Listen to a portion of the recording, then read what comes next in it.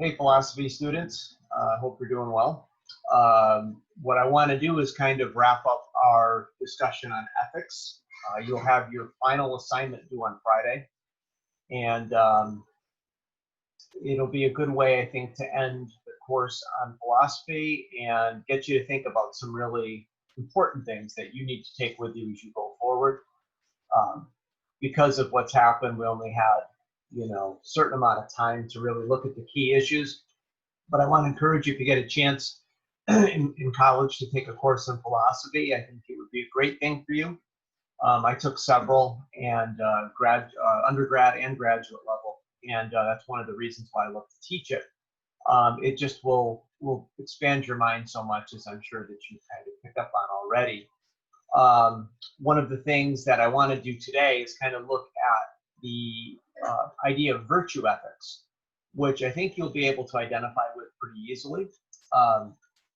It's this idea, rather than getting specific about the situations and the behaviors that you should be engaged in, Aristotle wrote Nicomachean Ethics, which was named after his son.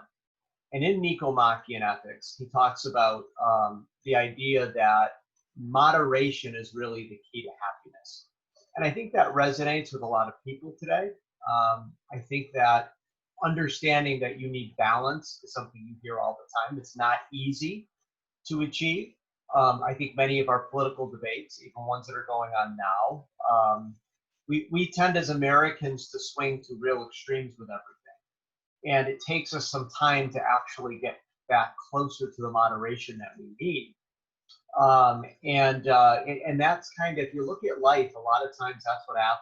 We overreact, we underreact, and really getting to that place where things make sense is not an easy thing to do. So the idea here with this type of ethical system, I just realized I have the wrong notes. I printed that, but I'm going to do it from memory. Is that the virtuous behavior depends upon virtuous character. Okay, so what that means is you develop the idea of being, not so much can you do the right things, but are you a good person? Have you developed those character traits that make you an ethical person? Intellectual virtues can be taught. Moral virtues need to be practiced. So what that means is, even if you don't feel like doing the right thing, you do the right thing. And after a while, what starts to happen is, because of the decisions that you're making, you develop a character. And you kind of catch it from the outside. And it really does become who you are, because you've done the right things, you've developed character over time. So that's kind of what virtue ethics teaches, is to develop that virtue through doing the right things. Okay. So in the ancient world, people were more concerned with what type of person you were as compared with what the right behavior was in a specific situation. It was very personal too. So I think that's one of the reasons why virtue ethics resonates with people. There's two extremes, and then moderation is in the middle. Okay? For instance, let's say courage. That's going to be on your handout. To be courageous means that you're not a coward, obviously. Okay? But there's another extreme there too, which is foolhardiness. Okay? You don't care about consequences at all, and you're completely foolish as far as risk-taking goes. That's not really courageous, that's stupid, right? And so when you look at courage, Aristotle would say you find the mean. So that word mean is not mean you're like, an evil and sensitive person, but it's the middle, okay? It's this idea of moderation, that there are times a consistent, virtuous character usually is defined by a mean, okay? And the words themselves, because I don't think that this necessarily means that you should never be extreme. For instance, cowardice, you might say, well, maybe there's times that I should be a coward. Well, if you should be a coward, coward is probably not the right word that we're using. Cautious, right? So I think that don't fall into the trap with Aristotle where extreme actions weren't necessary at times. I don't think he would argue that, but the mean is typically the moderation that's required to be virtuous. Okay, so this is kind of this Nicomachean ethics. Develop a good character, and you'll do the right thing. Now, I think as I say that, you probably see a little weakness in that. What does that mean? Does it beg the question? What does it mean to be a virtuous person? Isn't that what we're talking about? And if we're supposed to do the right thing by practicing the right behaviors, what are those things? And so some would argue that Kantian ethics and natural laws and things like that, you actually have to go there to discuss this. But I guess Aristotle would argue if you develop the traits, okay, like moderation, courage, temperance, which means that you're not a drunkard, you're also not somebody who hides from things because they master you, then if you do those things, you will make the right decisions. Okay, if you have those traits, you will know what to do in the situation. So what does that mean for our scenarios? Well, it's hard, right? It's hard to know what virtue ethics would say. And so that's where you get into kind of, it's kind of not all that helpful when you look at specific situations like that, because people might disagree, which causes the other schools to come into play. But virtue ethics doesn't make, it really factors in you as a person. Okay, let me give you an example. So let's say that you're in a boat and you and a doctor, a cancer doctor, and your mom. And you're kind of just talking, and the boat's about to go over a waterfall, and you didn't realize it. And so the other two people besides you in the boat, your mom and the cancer doctor, can't swim that well. And you only have time to save one. You know that the cancer doctor will probably save thousands upon thousands upon thousands of lives in his future, given his expertise in cancer, while your mom might not have a job like that, or as an important, doesn't play as an important role as far as global society goes. Now, it seems that the right thing to do there, especially if we look at utilitarianism, perhaps Kantian categorical imperatives, okay, would be to save the doctor instead of your mom. Now, that doesn't resonate with us, right? We probably wouldn't have that much of a consternation in terms of who to save, and we'd probably save our mom right away. Should we feel guilty about that? Well, Aristotle would say no, because it would be the virtuous thing to do, that you're playing a significant role in society, and that is part of being a son. And it's imperative that virtuous people take care of their families. So that's where the strength of this kind of comes in. Instead of it being kind of a experiment or an ethical scenario that there seems to be no way out of, this really takes the human character into consideration and makes it part of that process, which is why a lot of people like Aristotle in virtue ethics, okay? So that's one of the things that we see with virtue ethics, okay? That would kind of help you to remember that. All right, now, so while it's not enough specific help, others say it's the only help in those scenarios. A virtuous person would, you fill in the blanks with the Nazis, the physicians assisted suicide, or the cruelty to animals. Okay. Now, there's another branch that I'll just spend a little bit of time talking about that we haven't talked about, which is divine command theory. And that is exactly what it sounds like. Your ethics and your ethical decisions are made because a deity has told you or instructed you to behave in a certain manner. Okay. Now, in our tradition, the Western Judeo-Christian tradition, many people would look to the Bible, okay, as far as their ethical instruction goes. In the Middle East and other parts of the world, obviously, the Quran would be looked to. Okay. In the East, perhaps it'd be looking to the teachings of Buddha, to Confucius, to all sorts of things. But the fact of the matter is, with divine command, the issue comes up, well, how do we approach this? Like, how do you approach this? Well, the thinking on people who would follow divine command is if God, let's say God, the Judeo-Christian argument, if God is who he says he is, then really game over. I mean, this is what you should do, obviously, if that's true, right? And so that should really define your ethical theory in terms of what you should do, okay?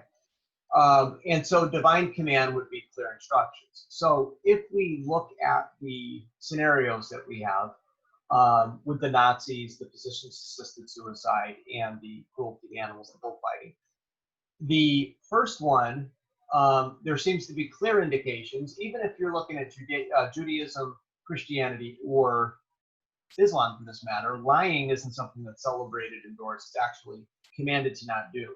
However, there are illustrations that we see in some of those writings where we see figures not tell the truth for a certain reason and be commended for it later, okay? While others argue those weren't real lies, they were, situational things that needed to happen and things like that.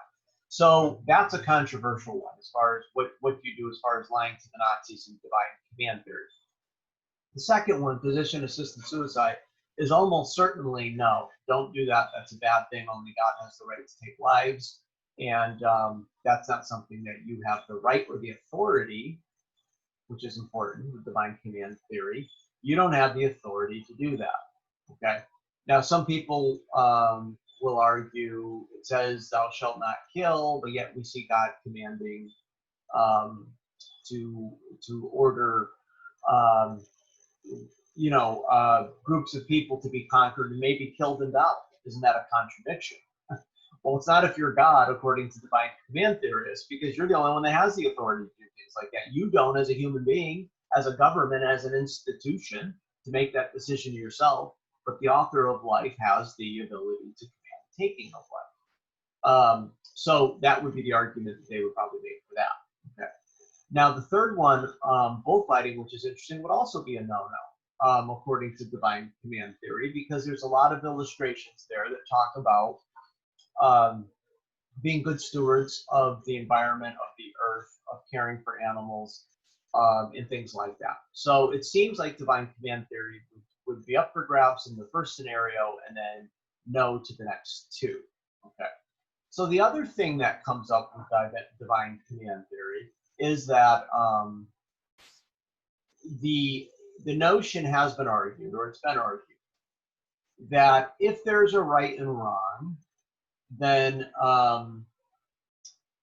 what about God? Is there right or wrong apart from God? And if there is, then that's what's ultimate rather than God, because it's above him. He's doing things or commanding things that are right or wrong because it's binding upon him as well. Or does God just make it up?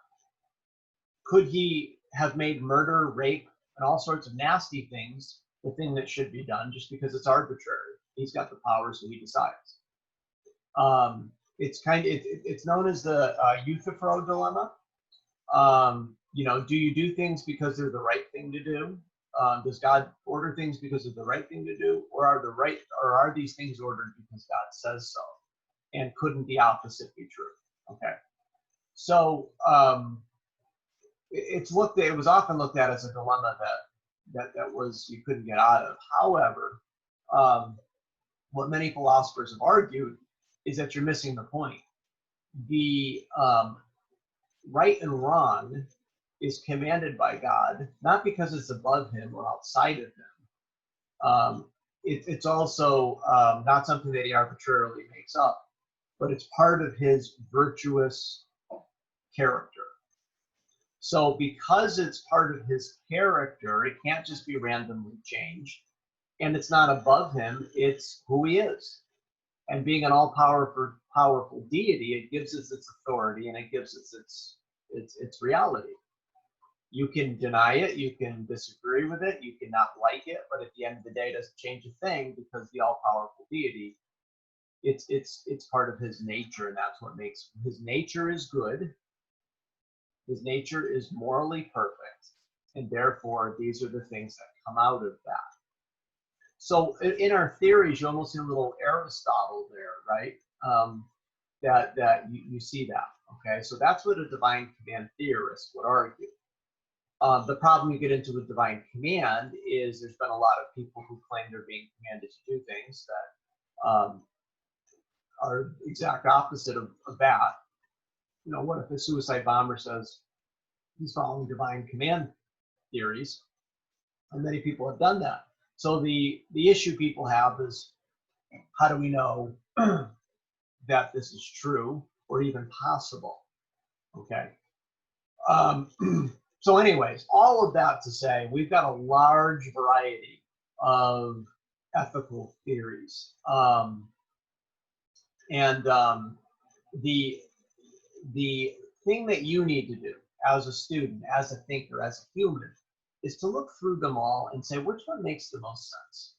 We as 21st century Americans especially want to take them all together and say, let's get balance, let's take a little bit of each of them. That's always our answer to things. But think of it this way.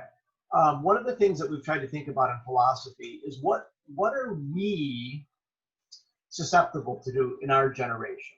What is our blind spot? What do we always default to that future generations may look back at us and say, you guys had a lot right, but you had a lot wrong? You know, we don't, the current generation never thinks that's going to be them. That they've always had it right, or they've looked at the past and it's always been wrong, and now they've got the perfect balance of things. But what if one of these theories is actually right? Have you ever thought about that? Is that even up for consideration? You see, we default back to, because there's a lot of disagreement, who knows? Well, you know, think of the Kennedy assassination. A lot of different theories about who shot JFK, if Oswald did it alone, if it was conspiracy theory, if it was, you know, there's been a lot of theories floated. Well, think about this. Somebody is right. There is a real answer to that. Whether we'll ever know it is a different issue, but there is a right answer to that. And so to throw your hands up in the air and say, well, there is no answer, it doesn't make logical sense.